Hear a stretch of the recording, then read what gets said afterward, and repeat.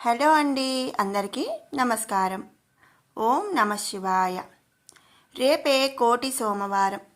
మరి రేపు గురువారం కదండి, కోటి సోమవారం అంటున్నారు. రేపు అసలు సోమవారం కాదు కదా. అసలు కోటి సోమవారం అంటే ఏమిటి, దాని విశిష్టత ఏమిటి, అలాగే ఆ రోజు చేయవలసినటువంటి పూజా విధానం ఏమిటి అనే ఎన్నో అనుమానాలు అయితే రావచ్చనమాట. కోటి సోమవారం అంటే సోమవారం మాత్రమే రాదండి. కార్తీక మాసంలో ఏ రోజైతే శ్రవణ నక్షత్రం ఉంటుందో ఆ రోజునే కోటి సోమవారం అని చెప్పి అంటారనమాట. ఇది ఒక సోమవారం రోజునే రావాలి అని లేదు, ఏ వారంలో ఏ రోజైనా కూడా రావచ్చు. ఎప్పుడైతే శ్రవణ నక్షత్రం ఉంటుందో ఆ రోజే ఈ కోటి సోమవార వ్రతాన్ని జరుపుకుంటారు.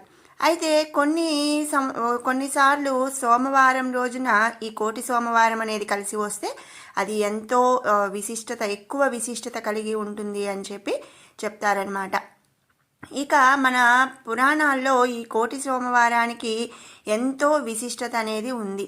ఈ ఒక్క రోజు మనం ఉపవాసం, స్నానం, దానం, దీపం ఏదైనా సరే మనం ఈ ఒక్క రోజు కనుక మనం చేస్తే కోటి సోమవారాలు మనం ఆ వ్రతాన్ని చేసిన ఫలితం అనేది లభిస్తుందన్నమాట.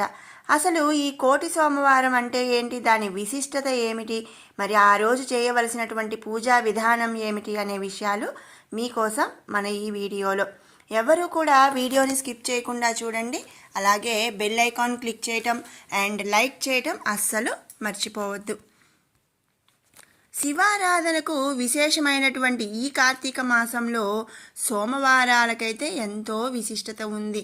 మనందరం కూడా కార్తీక మాసంలో వచ్చే ప్రతి సోమవారం కూడా శివాలయాలు సందర్శించటం, అలాగే ఉపవాసాలు ఉండటం, స్నానం, దానం ఇలాంటివి మనం చేస్తూ ఉంటాము. అయితే కార్తీక మాసంలో కోటి సోమవారం అనేది ఇంకా విశిష్టమైనదిగా భావిస్తారనమాట. ఈ కోటి సోమవారం రోజు ఆచరించే పవిత్ర స్నానం, దానం, ఉపవాసాలకు కోటి రెట్ల అధికంగా ఫలితం ఉంటుందని మన శాస్త్రాలు చెప్తున్నాయండి. ఇక మరి 2025 సంవత్సరం కోటి సోమవారం ఎప్పుడు వచ్చింది అనే విషయానికి వస్తే అక్టోబర్ 30వ తేదీన కోటి సోమవారం అనేది మరి జరుపుకుంటున్నాము.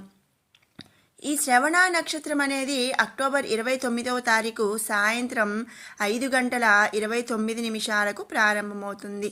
ఇక అక్టోబర్ 30వ తారీఖు సాయంత్రం 6:33 వరకు కూడా శ్రవణ నక్షత్రం అనేది ఉంది. కాబట్టి అక్టోబర్ 30వ తారీఖు కోటి సోమవార వ్రతం అనేది జరుపుకుంటున్నారు. కోటి సోమవారం అసలు విశిష్టత ఏమిటండి? అసలు సోమవారమే కానప్పుడు శ్రవణ నక్షత్రం వచ్చినప్పుడు కోటి సోమవారం అనే దాని గురించి మరి ఏంటి అనేది మనం ఇప్పుడు తెలుసుకుందాము.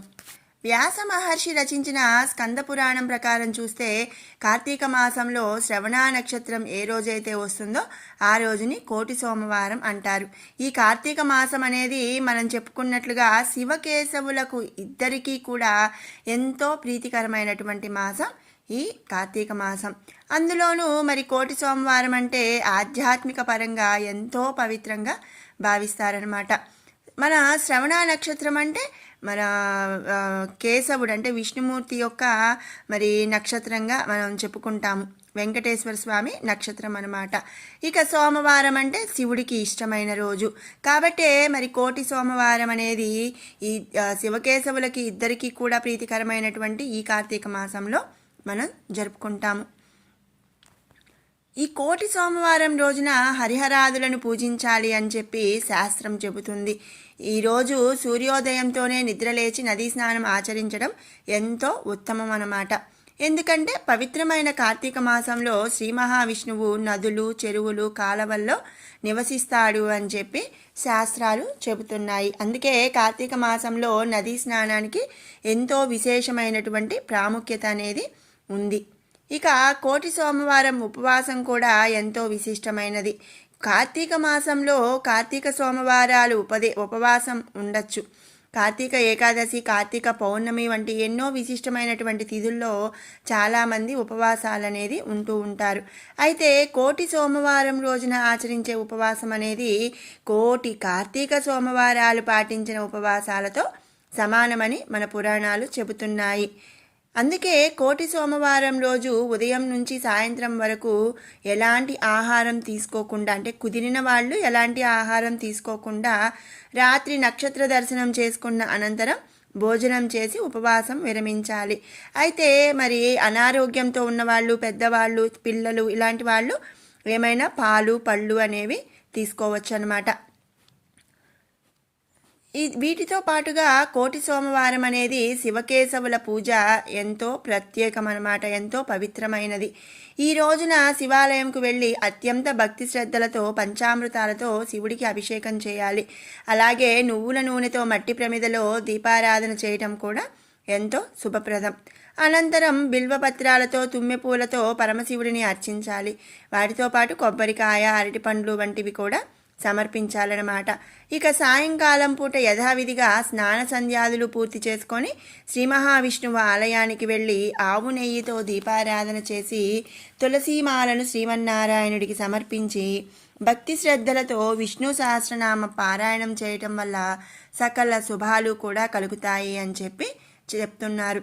అంతేకాకుండా సాలగ్రామాలు అంటేనే సాక్షాత్తు శ్రీ మహావిష్ణువు స్వరూపంగా భావిస్తారు. కాబట్టి ఈ కోటి సోమవారం రోజున సాలగ్రామాలను గంధపుష్ప అక్షతలతో పూజించి బ్రాహ్మణులకు దానం ఇవ్వడం ద్వారా మోక్షం అనేది కలుగుతుందని, అలాగే వైకుంఠాన్ని పొందవచ్చు అని చెప్పి శాస్త్రవచనం చెప్తుంది. అంతేకాకుండా సాధారణంగా మరి కార్తీక మాసంలో వనభోజనాలు అనేవి విశేషంగా చేస్తూ ఉంటాము. అయితే కార్తీక మాసంలో మామూలు రోజుల్లో చేసే వనభోజనాల కన్నా ఈ కోటి సోమవారం రోజు చేసే వనభోజనానికి కోటి రెట్లు అధిక ఫలితం ఉంటుంది అని చెప్పి పండితులు చెబుతున్నారు. ఈ పవిత్రమైన కోటి సోమవారం రోజున ఉసిరిక చెట్లు ఉన్న ప్రాంతంలో ఉసిరిక చెట్టు కింద శివలింగాన్ని, మహావిష్ణు స్వరూపాన్ని, శ్రీ మహావిష్ణు స్వరూపమైనటువంటి సాలగ్రామాన్ని ఉంచి భక్తి శ్రద్ధలతో పూజించి అనంతరం సామూహికంగా భోజనాలు చేయటం అనేది ఎంతో మంచి విషయం. అంతేకాకుండా కొంతమంది మరి సత్యనారాయణ మీ వ్రతం అనేది జరుపుకుంటూ ఉంటాం కదా. ఈ రోజున సత్యనారాయణ స్వామి వ్రతం ఆచరిస్తే కూడా అఖండ ఐశ్వర్యాలు, సుఖ సంతోషాలు సొంతమవుతాయి అని చెప్పి మన పురాణాల ద్వారా తెలుస్తుంది. మరి ఇదండి కోటి సోమవారాల యొక్క విశిష్టత. అలాగే అసలు అది ఏ రోజు వస్తుంది, ఆ రోజు ఏం చేయాలి అనే విషయాలు మీ అందరూ కూడా రేపటి కోటి సోమవారం రోజున చక్కగా స్నానం లేదా దానం, దీపం ఏదో ఒకటి ఎవరికి వీలైనంత వరకు వాళ్ళు చేసుకొని సాయంత్రం వేళ శివకేశవుల ఆలయాలను సందర్శించి శివకేశవుల మరి అనుగ్రహం పొందాలి అని చెప్పి ఆశిస్తున్నాను. మీకు ఈ వీడియో నచ్చినట్టయితే లైక్ చేయండి, షేర్ చేయండి. అలాగే మరిన్ని ఇలాంటి మంచి వీడియోస్ కోసం మన షడ్రుచులు బై కిరణ్ ఛానల్ని సబ్స్క్రైబ్ చేసుకోండి. ఇక మళ్ళీ మరొకసారి కలుద్దాం, మరొక మంచి వీడియోతో మళ్ళీ కలుద్దాం. Thanks for watching.